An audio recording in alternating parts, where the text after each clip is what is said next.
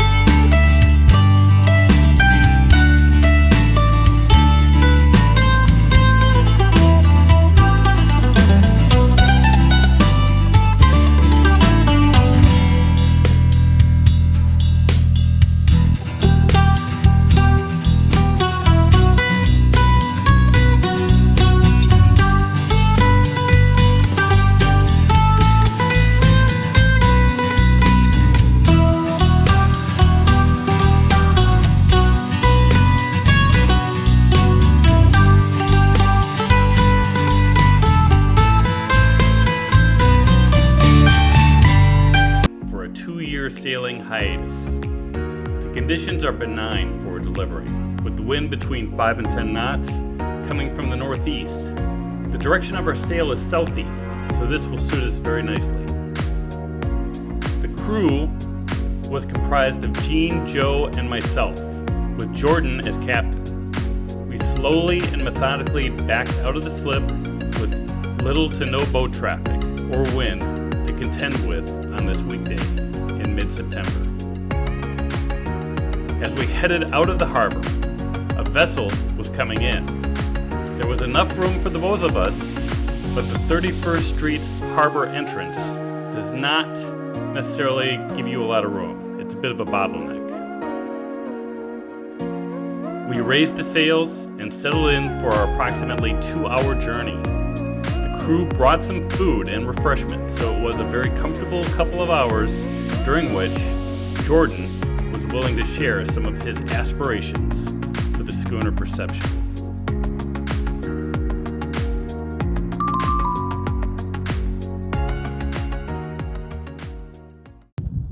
All right, I'm here with Jordan on Sailing Vessel Perception. It is a schooner that just he acquired at the beginning of the season.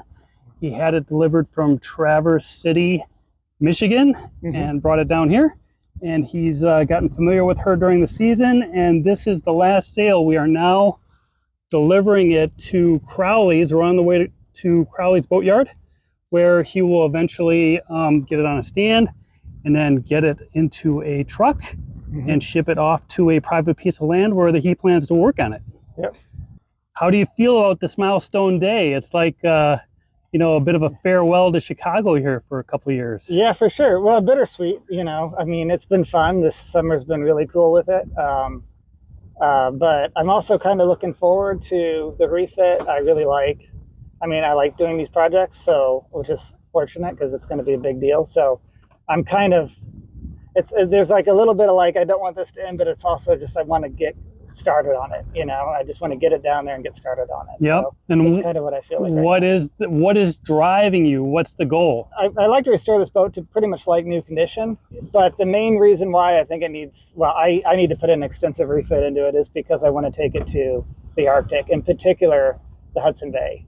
And that's sort of what caused me to buy a boat like this. I've been thinking about the Hudson Bay for a long time.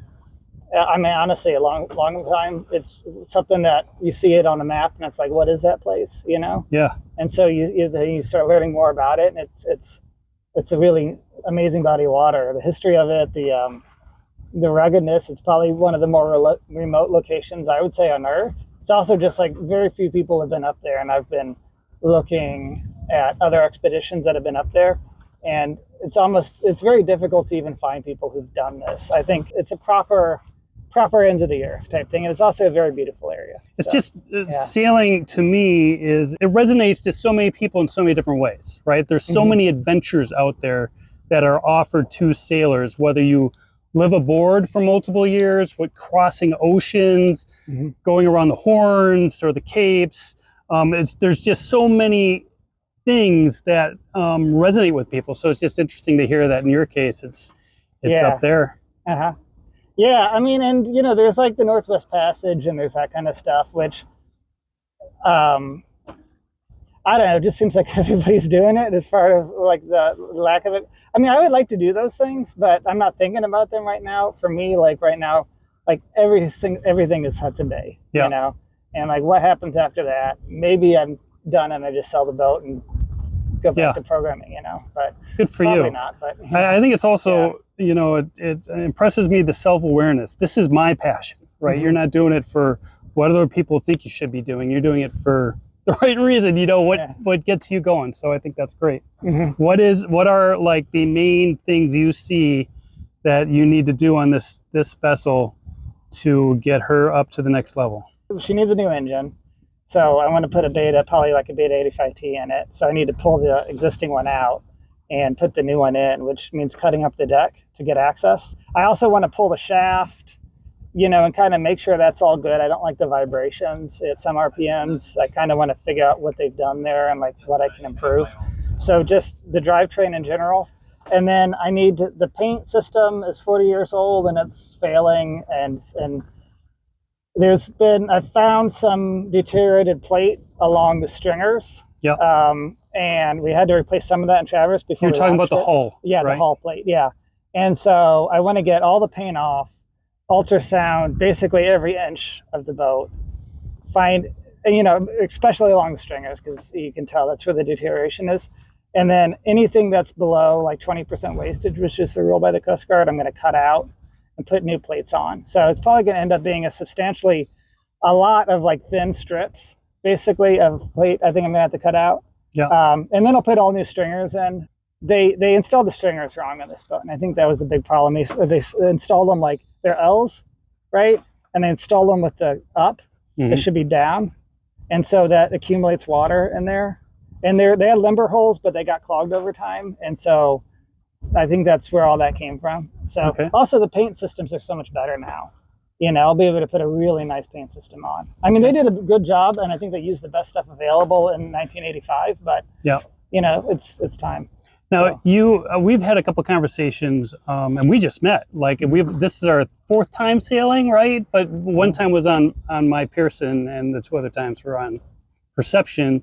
But I think in all three cases, we've talked about the hydro generator that you were so fond of on that Swan 48 when you were up north. Can you tell the channel a little bit about that? Yeah, it's a Watt and C, and so it's on an arm. You put it on the transom and it swings down, and like we were able to pretty much just drop that thing whenever we needed power, and then or anything we needed power, we needed water, like anything that we needed, you just drop it and it starts producing power. And then as long as you're doing at least 5 knots, which on a big boat like this is easy, you know, it'll basically. I mean, it's not. You know, it's not producing kilowatts of power. I think it's producing like a few hundred watts of power, right? But like, you know, over time, you just leave it there until the batteries are fully charged and your water tanks are full and whatever else you want to run, and you pick it back up. You know, it's just on a swing arm. So it's a really nice system, and it doesn't use up a lot of space. You know, you don't have a bunch of panels on deck or anything. Yeah. Yeah. If you're mostly underway, obviously it doesn't work at anchor, but like underway, it's like infinity free power, if it felt like. Yeah. So I just get a kick getting you talking about that, because you're like, that's all you need, really. I mean, I guess you need to like, well, what if it breaks, obviously. Your solar panels would be a good redundancy. And other things, I mean, have a generator and that kind of stuff. You answered all the questions that I really had. I really appreciate meeting you this season, and I'm really excited for your next steps. So good luck to you, Jordan. Yeah, cool, thank you. The breakwall, protecting the mouth of the Calumet River, became more visible on the horizon. There is a north-facing entrance for smaller recreational vessels, and also there is a southeast-facing entrance, which is used for the commercial shipping and barges, which flows daily through this area. You will make out the significant highway bridge, cranes, and warehouses in the direction of the river's entrance, which is on the northwest edge of this seawall protected harbor area. We sailed closer to the breakwall entrance, contemplating taking down the sails. I took a moment to appreciate participating in the sailing of this schooner one last time as we closed out the 2024 sailing season for Perception ahead of her 2-year hiatus.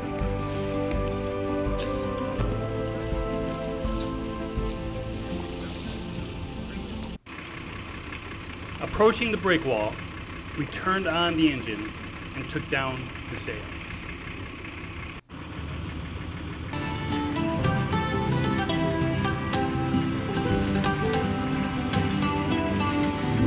What I would refer to as sail ties are what are referred to on the schooner as gaskets.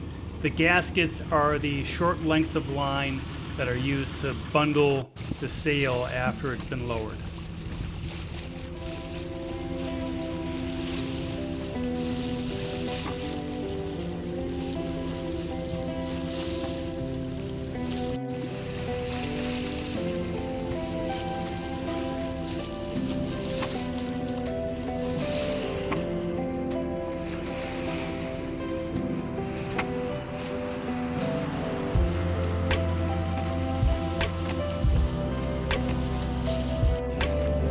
Next, we talked through the radio protocol for requesting the bridges to raise up, as our masts are too high to clear while the bridges are down. The protocol is to call on channel 16 on the VHF radio and state the following: 92nd Street Bridge, this is Schooner Perception, requesting a lift.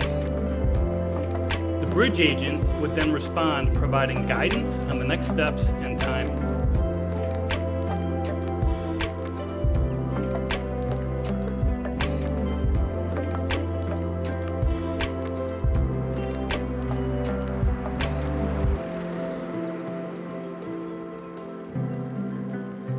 In our case, the bridge is lifted expediently as we approached. We did not have to idle or attempt to maintain a stalled position while waiting. This can be a challenging experience for a larger boat without the benefit of bow thrusters.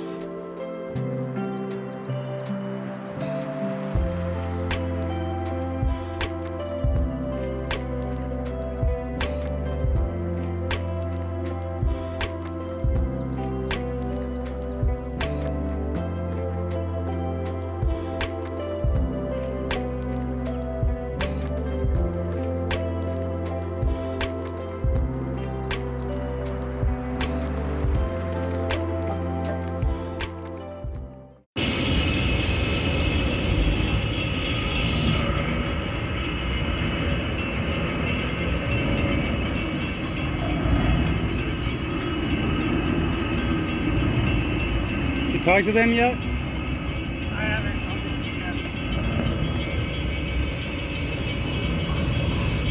95th Street Bridge, 95th Street Bridge. This is Schooner Perception requesting a lift.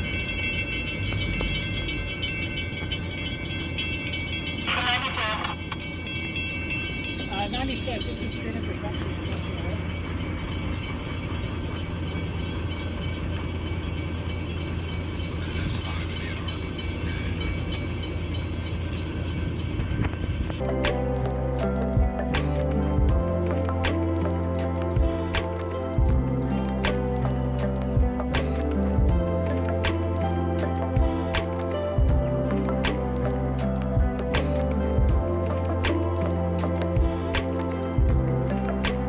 As we motor below the 95th Street Bridge with the sun shining upon us, the dock side of Crowley's yacht yard appears. This is where we docked the schooner, though I could not video as I was an active participant in the docking.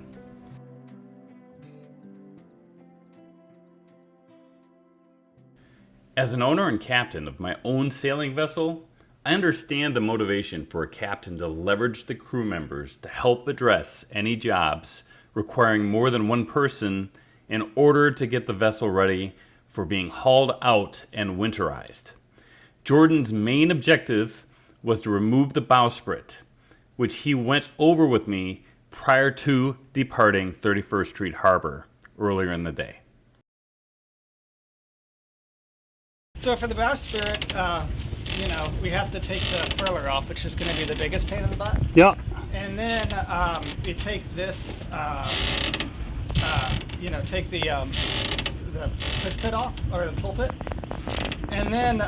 So you got to unscrew the pulpit at the base. All these stanchions at the base have to be unscrewed or detached. You can see them down there, those rings. Yep. Yeah, and then those come off, and then that thing's kind of heavy, but again, you can pick it up with the halyard or like with two people. Is that just one piece at that point? Once you take all those base off, it's one piece? Like the teak is attached to the stainless, so that all just comes off. Got it. And this is after we took off the jib. The jib's got to come off. So the forestays off, the jib's off, the forestays off. Yep. We pull the pulpit off. Yep. And then we drop the anchor. Okay. Gotta get that off.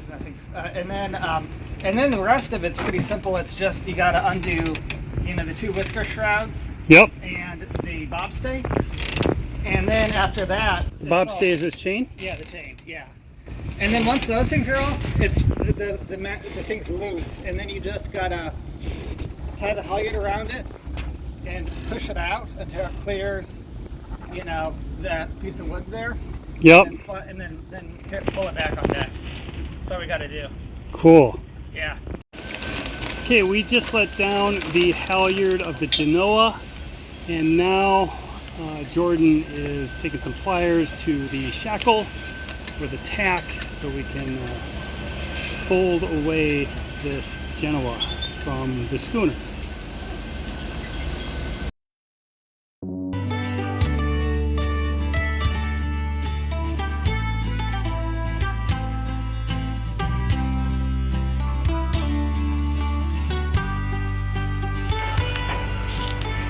Decided to take the space tack off so that it's got no clear space to work there. Be very simple, and that's what he's doing.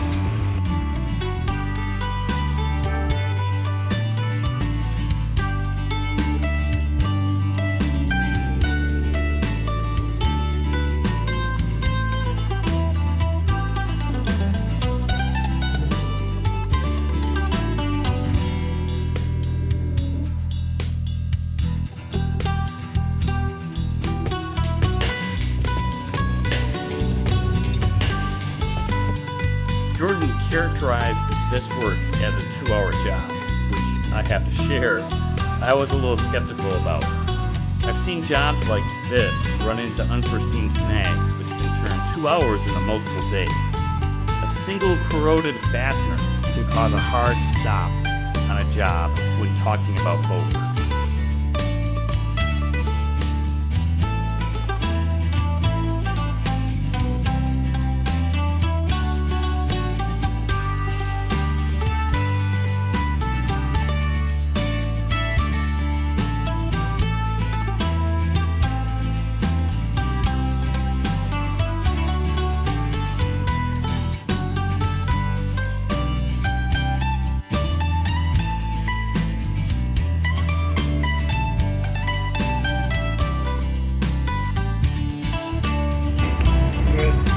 Stuff, it's all about the fasteners. Getting the pins undone, getting the screws undone. To my pleasant surprise, this job did indeed only take 2 hours. We arrived at Crowley's Yacht Yard around 2:30 in the afternoon, and we had the job done and the schooner prepared for the following day by 5 p.m. Farewell, Perception. Perhaps I'll have the opportunity to visit you between now and your next launch.